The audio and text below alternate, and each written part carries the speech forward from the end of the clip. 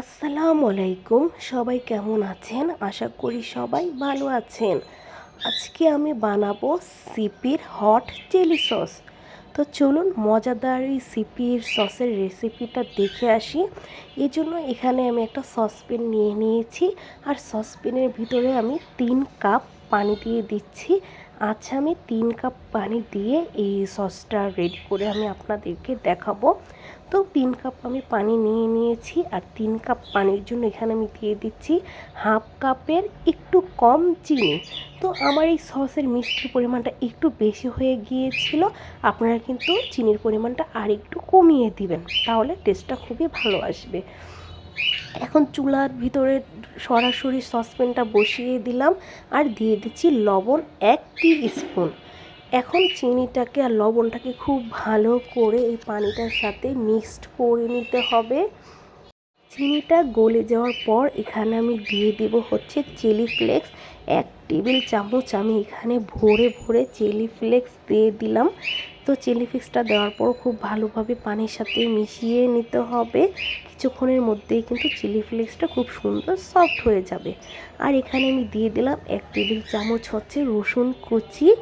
এখন সবগুলোকে খুব ভালোভাবে ফুটিয়ে নেব। এরপর আমি দিয়ে দিচ্ছি আদা কুচি।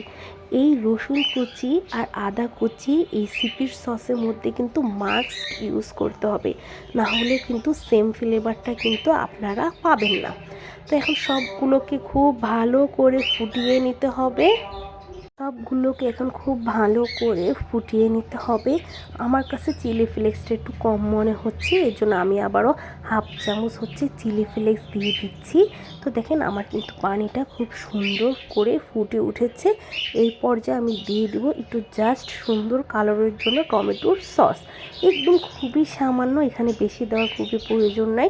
এই রেসিপির সসের কালারটা কিন্তু একটু হালকা কালারই হয়ে থাকে, তার জন্য জাস্ট হাফ চামচ আমি একটু টমেটোর সস দিয়েছি, আর কালারটা কিন্তু খুব সুন্দর চলে আসছে।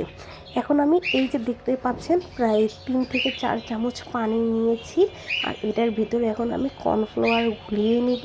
এখানে আমি জাস্ট হচ্ছে 3 টেবিল চামচ কর্নফ্লাওয়ার দিয়ে এই পানিটাকে মিক্সড করে নিচ্ছি, জাস্ট সসটা একটু থিক হওয়ার জন্য, জাস্ট অল্প একটু। তো এখন এই যে বলক ওঠা পানির ভিতরে আমি হচ্ছে কর্নফ্লাওয়ারের পানিটা দিয়ে দিলাম। এখন খুব ভালোভাবে নাড়াচাড়া দিয়ে দিতে হবে। কিছুক্ষণের মধ্যেই কিন্তু পানিটা খুব সুন্দর একটু টেনে আসবে, একটু ঘনত্ব হয়ে যাবে। আর এই পর্যায়ে আমি দিয়ে দেবো ভিনেগার 1 টেবিল চামচ, যাতে সসটা আমি সংরক্ষণ করতে পারি। প্রায় ফ্রিজে রেখে আপনারা 5 থেকে 6 মাস এই সসটা কিন্তু খেতে পারবেন, আর বাইরে রাখলে 4-5 দিনের বেশি ভালো থাকবে না। তো এর জন্য হচ্ছে আমার ভিনেগারটা দেওয়া। আর কিছুক্ষণের ভিতরেই দেখেন পানিটা কিন্তু একটু হালকা একটু ঘন হয়ে আসতেছে। তো আপনাদের পছন্দের মতো ঘনত্বটা করে নেবেন। যদি মনে করেন যে কর্নফ্লাওয়ার আর একটু প্রয়োজন হবে, তাহলে কিন্তু আপনার চাইলে আরও 1-2 চামচ দিয়ে নিতে পারেন। ওই কর্নফ্লাওয়ারে দিলে টেস্টের কোনো সমস্যা নাই। তো আমার কিন্তু এই দিক দিয়ে সসটা পুরোপুরি ঘনটা আমার পরিমাণ মতো ঠিক হয়ে গেছে। আমি আর একটুখানি চুলায় রেখেই সসটা আমি নামিয়ে নিব, কারণ এটা ঠান্ডা হওয়ার পর কিন্তু আর একটু ঘন হয়ে যাবে। তো আপনাদের কাছে কেমন লাগলো আমার সিপি স্টাইলের হট চিলি সসটা খেতে কিন্তু খুবই মজা হয়ে থাকে। আপনারা চিকেন ফ্রাই বা এখন ইফতারের সময় হচ্ছে ভাজা পোড়া দিয়েও কিন্তু খেতে পারবেন, যেহেতু এটা একটু মিষ্টি একটু ঝাল, খেতে কিন্তু খুবই টেস্ট লাগে ভাজা পোড়ার সাথে।